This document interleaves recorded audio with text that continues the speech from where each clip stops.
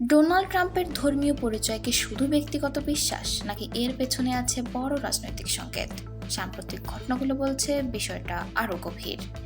নিজেকে বারবার প্রেসবিটেরিয়ান হিসেবে তুলে ধরে ট্রাম্প আসলে প্রোটেস্ট্যান্ট ঐতিহ্যের সঙ্গে নিজের অবস্থান স্পষ্ট করেছেন, যেখানে ব্যক্তিগত বিশ্বাস ও বাইবেলের উপর জোর, কিন্তু পোপের কেন্দ্রীয় কর্তৃত্বকে মানা হয় না।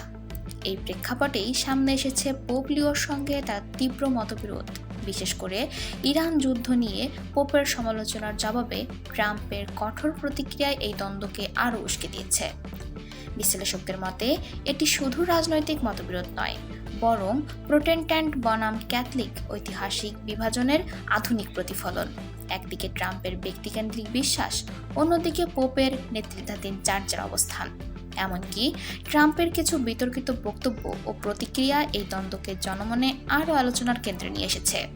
তাহলে প্রশ্ন হচ্ছে, এই ধর্মীয় ও রাজনৈতিক সংঘাত কি যুক্তরাষ্ট্র ও ইউরোপের সম্পর্কেও নতুন বিভাজন তৈরি করবে? সময় দেবে সেই উত্তর।